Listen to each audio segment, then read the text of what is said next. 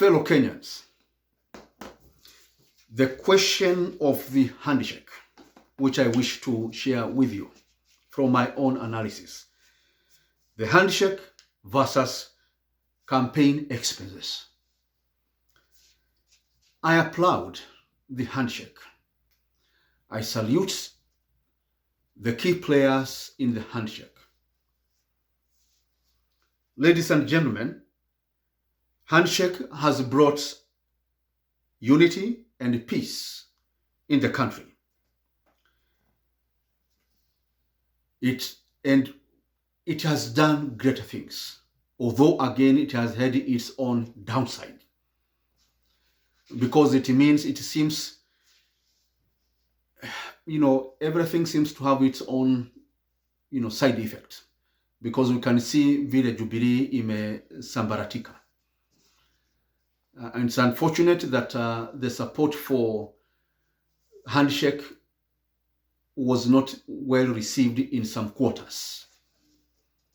And this is a little bit strange, because if the handshake brought peace instead of going the way of the brutal crushing of people who are protesting in the streets, right? Because I found it to be the most reasonable way to do. Sit down and discuss and end the violence that was in the streets, instead of deploying the General Service Unit, instead of deploying tear gas everywhere. The best was to sit down and talk, and that's where Kenya should be heading to. But if some people in the Jubilee oppose the handshake for their own selfish interests, I think that is very unfortunate. The best was to stand together, support the handshake, and say, wacha tupatane uwanjani kama watu ambao tutaweza kubishana on some other grounds, not through violence. And I must condemn the violence that we have seen going on in some parts of the country, in the campaigns, in the by-elections in Matungu and Kabuchai. The way the Honorable Gideon Moi was obstructed from visiting some places. I find that kind of heckling, or the way death occurred in Murang'a, or the heckling that we saw of people shouting during meetings, that is a cake way of dealing with an opponent. And shame on those that are deploying those mechanisms. What happened in Githurai, where some opponent supporters came shouting. That is not the way we should do our campaigns. Let every candidate have his piece and speak his mind. And those who are perpetuating those kind of behavior, I request you by the mercies of God, desist from that. By the mercies of God. It does not augur well for the country, and I would request Kenyans to reject this kind of people at the ballot. Because we saw what happened in 1992. And many of these people that are perpetuating that behavior are former YK92 that went around the country causing havoc in 1992. We saw what happened in 2007, 2008, when the use of such tactics bred violence in Kenya. Those who are heckling, as it happened in Kisii, the way it happens with between Arati and the other MP, I think that is shameful and should not be encouraged. And those who are doing that, let them know they are taking Kenya back to the 12th century. Fellow Kenyans, expenses versus the handshake. I may not want to be fully assume that the whole issue was only motivated by what the 9-point issue that has been presented, but the handshake may have been motivated by other things, like financial stress, that the key players in the handshake were experiencing or had experienced. The financial expenditures in the 2017 first election and the second election, the rerun. These parties that were involved spent billions.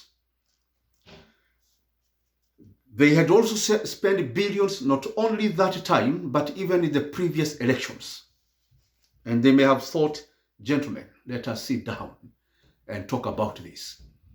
We have been the key financiers, whether in Jubilee, whether in the parties that we were in, whether in KANU, whether in NASA or ODM or whatever parties they belonged. They felt, we have spent billions. Let us sit down and talk. You spend money in your party, you won, although I questioned your victory. You spend money, you need to recover your money. I used money as in whatever outfit I was, it was a lot. I need at least to get some money back, some position somewhere. I can be able to be earning an income. The people that stood with me in that campaign, they spend money. They can be appointed in different positions and they can be getting an income rather than being out there, having nothing. And of course, you will feel that you better have them in government than having them in the streets. Handshake. Handshake. So we have had so many people that were in other outfits. They are now in government. They have been appointed. They are earning. So, ladies and gentlemen, this kind of arrangement, the handshake, was to address also the issue of the cost of the campaigns in 2017 and before that. And they are getting sufficient incomes as we speak with the appointments that may be having. They are making money. Fellow Kenyans, the handshake was also about those expenses. These elections, therefore, had made many of the candidates and the key ones, the core ones, basically come to the table so that all that they had spent will not be lost. I suspect that the whole situation, the financial situation of most of those key candidates was dwindling.